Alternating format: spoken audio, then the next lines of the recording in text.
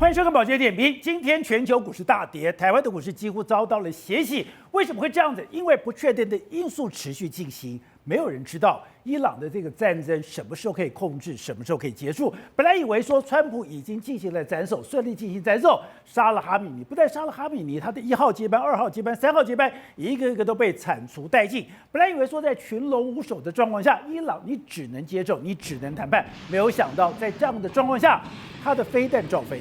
他的无人机继续攻击周边的国家。原来他们现在有一支叫革命部队，这些革命卫队在哈米尼过世之前下了一个脚本，这个脚本就是去中心化，也就是他的领导阶层真的被斩杀之后，他们可以按照原定的计划，就原定的位置进行攻击。现在在群龙无首的状况下，川普他连要怎么谈判，要跟谁谈判都不知道，因为这些都是在中下军官他们自行其事。那川普怎么办？川普现在就是杀！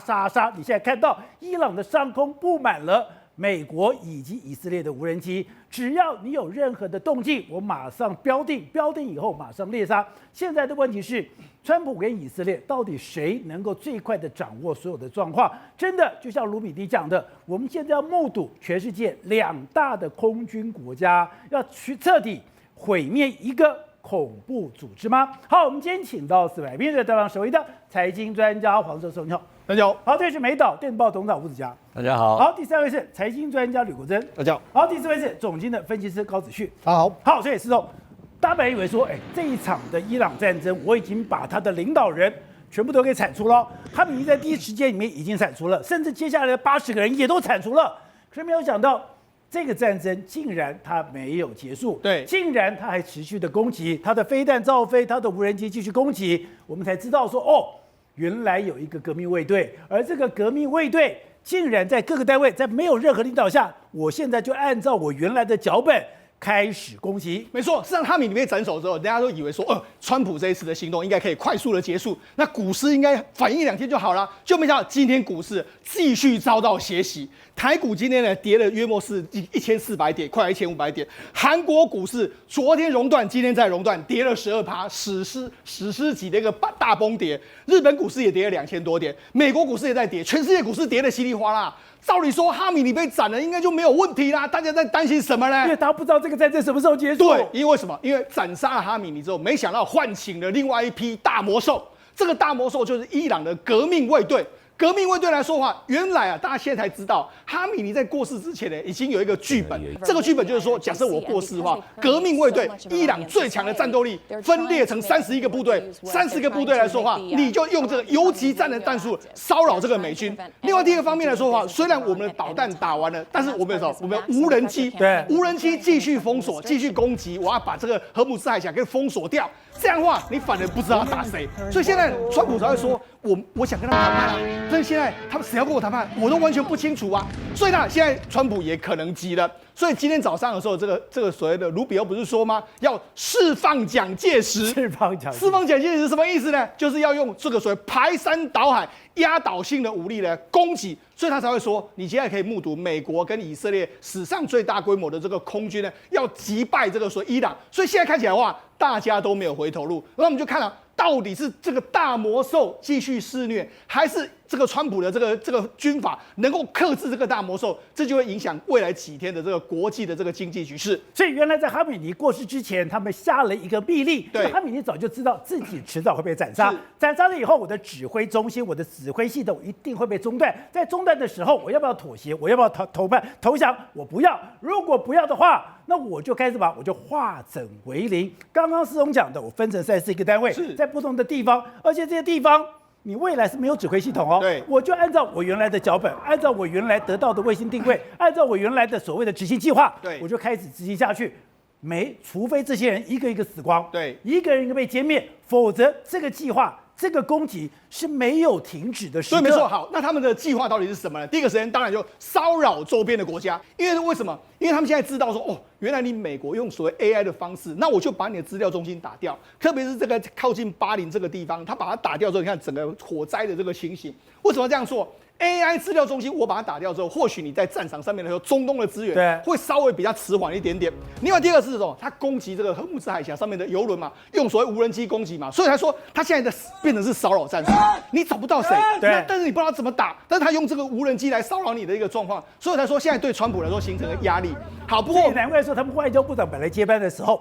跟川普讲，我愿意谈。对，那川普也说，对他们来跟我谈了，我们现在正在进行。就在谈的过程里面，竟然这个部队圣城部队还是继续攻击。对，圣城部队继续攻击，那外交部长讲，对不起，他们是独立而且孤立的进行作战，我拿他一点办法都没有。没错，这个阿曼不是被袭击之后，阿曼就说，你怎么这样子？现在所有海湾国家都要对伊朗宣战啊，就这样。这个伊朗外交部长说什么？这个袭击不是我们的意思啊！不是我，他说被孤立的部队在按预先的指令行动。什么叫孤立？预先指令？对，什么叫孤立的部队？就是我们刚才讲到伊朗的革命卫队。好，那伊朗的革命卫队，他说现在已经独立了。好，所以也就是说，伊朗有国防军，但是他们还有一个革命卫队。那这个革命卫队呢，他是听命于谁？听命于哈米尼最高领袖。那最高领袖呢，在他过世之前有下了一道死命令，他们现在就是要进行哈米尼的这个生前的最后的战法。好，那我们先给大家解释一下，那这个革命卫队到底是什么样的部队呢？你看，伊朗的三军一共有43万。革命卫队大概19万，人数大概是2比1哦。不过伊朗的 GDP 这个革命卫队给这个革命卫队的钱跟这个国防军是3比7哦，所以他们给的钱是最多的。给革命卫队是7，对，给国防部军才3，对，而且你知道吗？事实上，我跟他讲，革命卫队是听命谁？革命卫队是直接隶属于最高领袖。这是何梅尼当初的伊朗的革命哈米尼，何梅尼创的，然后交给哈米尼，所以这是他们的部队。那部队来说，有钱到什么程度？所以他们是宗教部队，他们是宗教部队。所以你看这几年不是有什么圣城旅往外输出革命，就是他们。所以他们其实也是常年在打仗哦。美军在打仗，我也常年在打仗，我也常年跟美军在海外打仗，对，跟以色列在打仗。所以这支部队绝对不是省油的灯哦。再加上什么？它其实你看它的革命卫队的 GDP 占整个伊朗的40%，什么意思呢？因为他掌握整个伊朗的进出口都是他在管的，那不只是伊朗的进出口，你知道，连伊朗最大的建筑公司其实都是隶属在这个革命卫队之下。对，所以它其实是一个政经复合体，而且是只属于最高领袖的。对，所以现在这支部队到谁的手上，没有人知道。所以没有人知道，那这为什么没有人知道？因为在这个哈米尼的生前的时候呢，他说这30个部队呢，在这个圣城部队呢，这个革命卫队，在我过世之后，你要赶快打散。3乘31个，然后31个来说，你看他成为31个这个作战单元。然后作战单元的时候，他是说什么？我们现在不是用这个，譬如说我们这个台湾来说，31个单元，你可能都是少将领导，不是？他现在就是说由中下军官你们来领导。对。那领导之后什么意思？没有中心，没有一个中心点，所以你们就各自为政，自己打，彼此也不联络。对，自己打。如果能够联络就能就联络，不能联络就自己打。所以变成是群龙无首，没有一个这个所谓的龙头，没有龙头上，所以川普才说，我要找谁啊？可是问题是，这个部队来说就是非常厉害，为什么？因为他们都是有非常强烈的这个政治思想跟宗教思想，所以这狂热起来之后，你也不知道他怎么办。对，而且这隶属在整个这个哈米尼之下。那现在呢，不是有一个传言，就是哈米尼的儿子已经接了吗？那二儿子对，二儿子接了之后，那这个对这个宗教来说还是怎么样？因为现在哈米尼呢，原本是会炸掉，对不对？就没想到现在哈米尼变成什么殉教者？那变成殉教者的话，那这个部队来说的话，狂热起来，大家根本不知道怎么办。而且还有什么？哈米尼生前还有做一个安排。我们知道，事实上这次被炸死的哈米尼的，都大概就是家人来说的话，和这个儿子都没有怎么样，女婿被炸，那儿子没怎样。对，所以他现在还有3个儿子哦。3个儿子在外面呢，也就是说，好，我现在次子先接班。假设我次子真的被炸掉，我还有2个，对，所以他等于用这样的方式安排了非常多保险，所以我才说这个其实对美军来讲的话，才是比较难产的一个好，那我们现在如果碰到这样化整为零的革命卫队，那他们就潜伏在地底下，然后才冒出头来，是。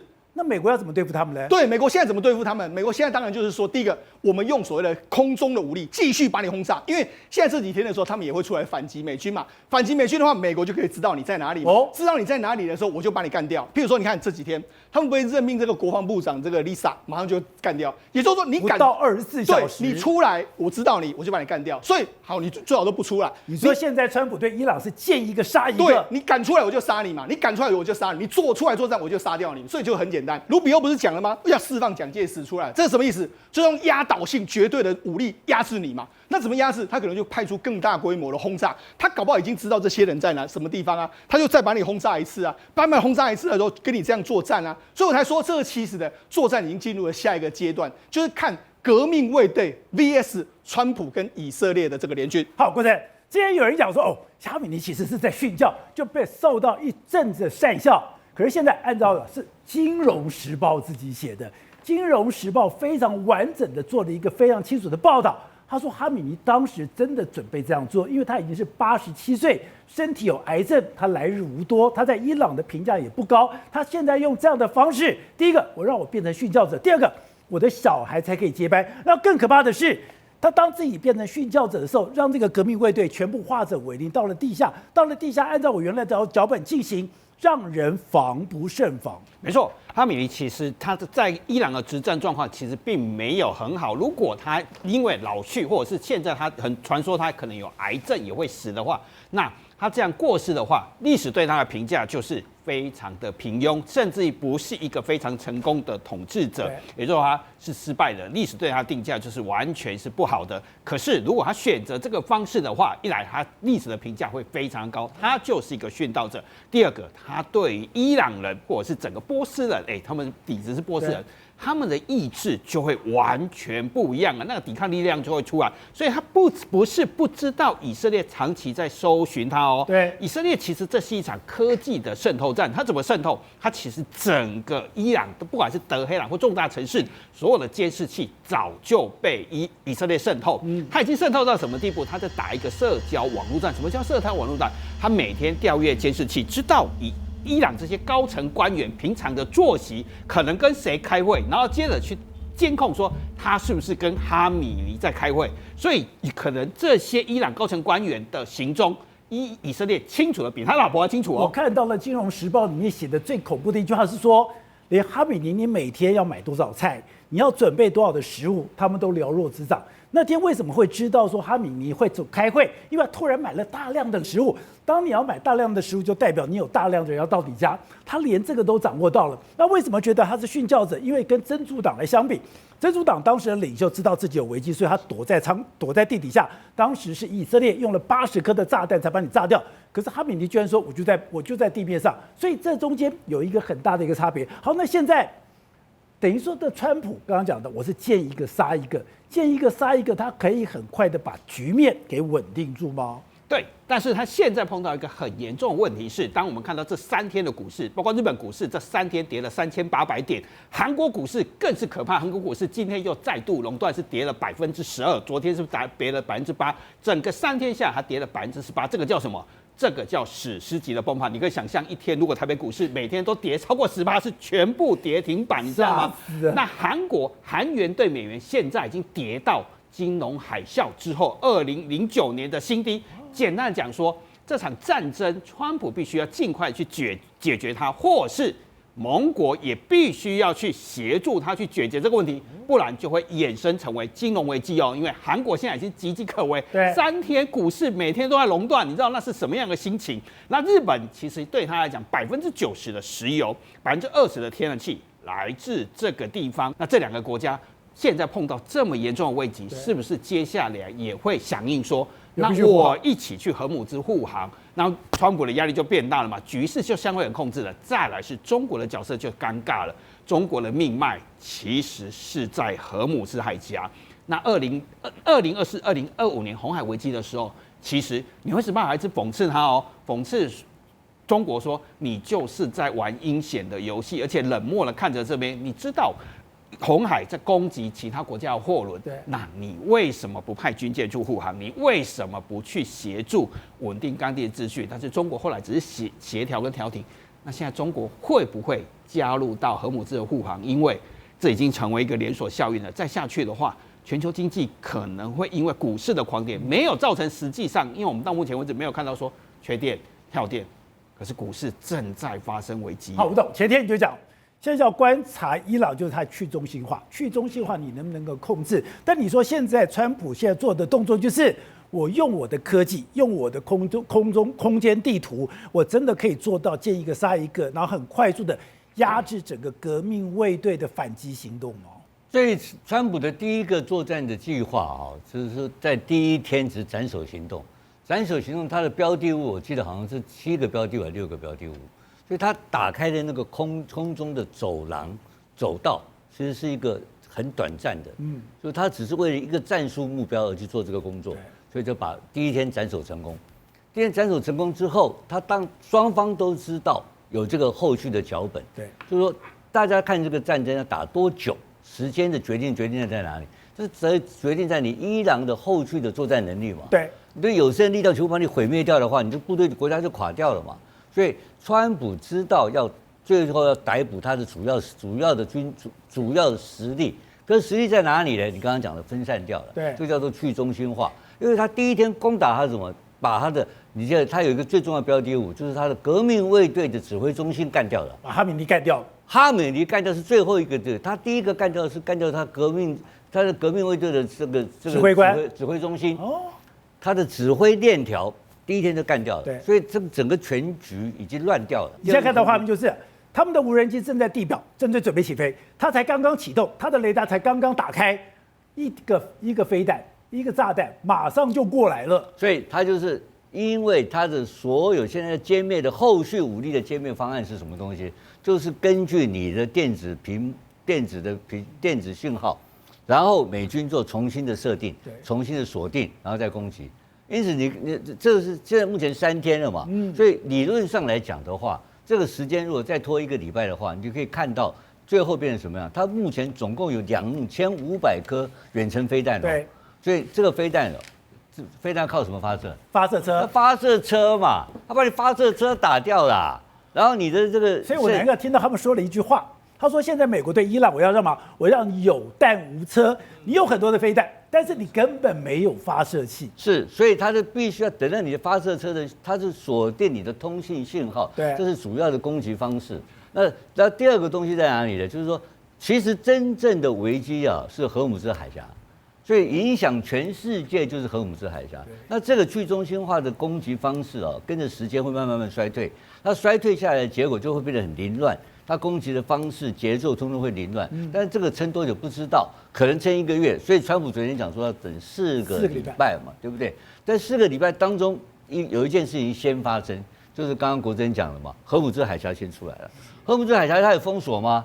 其实没有封锁，它没有封锁啊。就是这个革命卫队只是指挥官，他放个风声吓你，我要封锁荷姆兹海峡，不让你一滴石油通过，对不对？对，这是嘴巴讲的嘛。对。那你的问题是你现在船公司敢不敢走？不敢，没有人敢走。保险公司不敢保。那好，那我再问你一个更妙的问题啊。川普刚刚讲了，说我要派军队去护航，对不对？那为什么不派？这川普为什么不派？为什么？因为你注意到一个最重要的嘛，那谁是最大得利者嘛？谁？在这一波里面，川普美国的石油大涨啊，2个国家获得最大利益啊，除了中东的国家以外，一个是美国，一个是哪里？对，一个是俄罗斯啊。你没有看到那个德国总理吓坏了，跑到白宫去啊？俄乌战争要垮掉了，对，突然间俄罗斯变得发财了，有钱了，就打乌克兰呐，所以这个整个搅成一团，你看到没有？所以真正的核心的问题，所以你今天打了这个伊朗，就影响到这个东亚，影响了这个所谓的日本、韩国、台湾的股市，就你又影响到俄乌，你又把整个欧洲给吓死了。全球都在一起啊！现在2个地方最可怕嘛，一个就是欧洲嘛，一个就是亚洲嘛。欧洲跟亚洲在抢什么？在抢天然气嘛，两边一直在抢啊，所以价钱一定是上扬。那现在今天价钱多少钱？80几块而已嘛。川普为什么要急？他不急嘛，我们都急死了，他不急。搞你，川普是炒股票跟炒油，是炒地皮专家，他是投机客嘛，川普在炒股嘛，真假的？当然是啊，川普是万物皆可卖，川普是搞什么东西？搞钱的嘛。他是美国总统哎，他总统，他是土匪头嘛，他是黑社会老大。川普就是有利可图才会打这个仗嘛，所以这个利益就是。这个打完之后变什么情况？知道？不管怎么样变化，最后就是全世界的人员的这个人员的主导权，对，是不是重组了？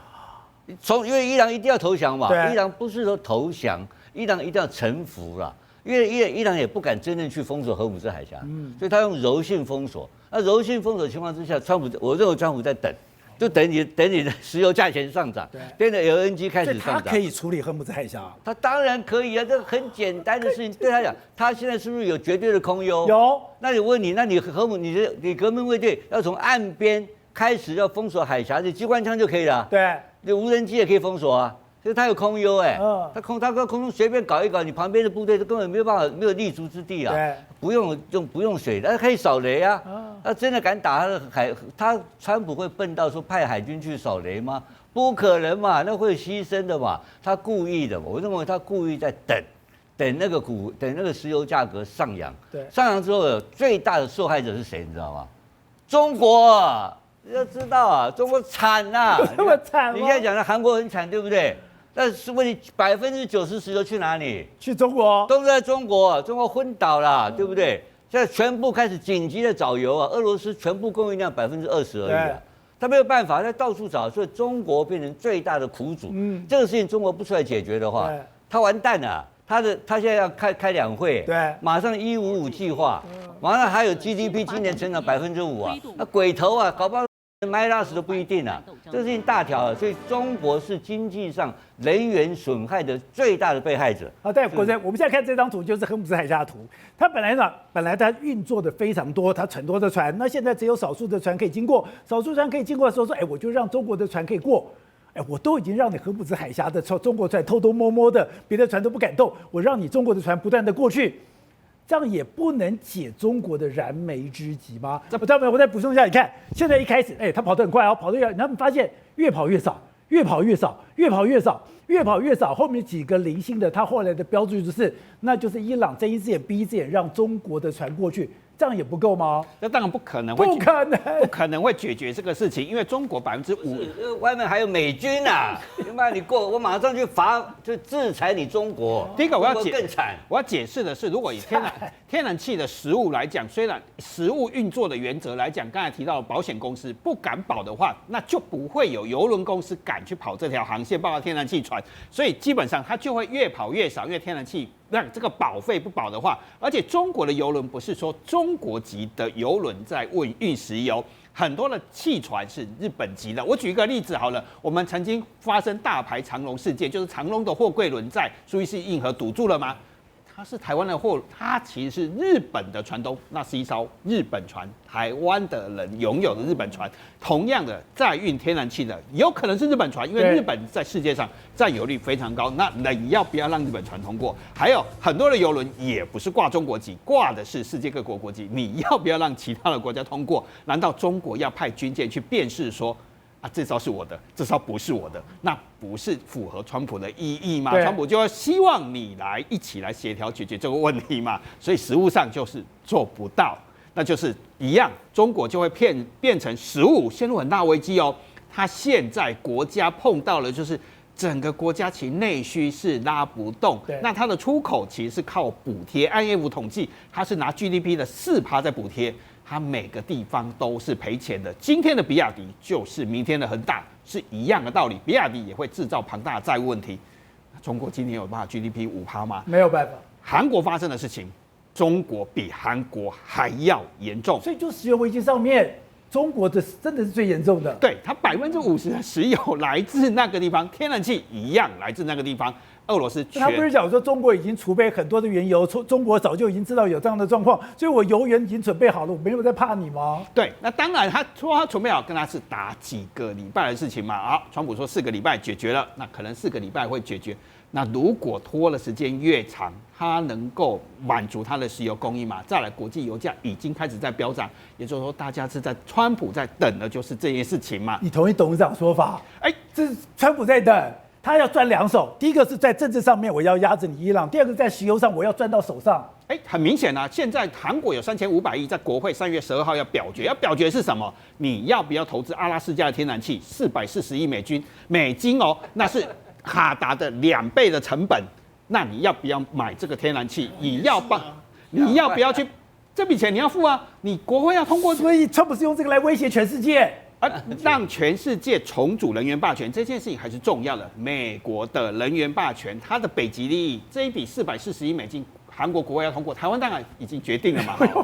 是啊，台湾要买，对，对，我们已经决定了，韩国没有，所以我们搞到这种事情进来，国会反对，韩国国会3月12号表决，所以谁跌最多？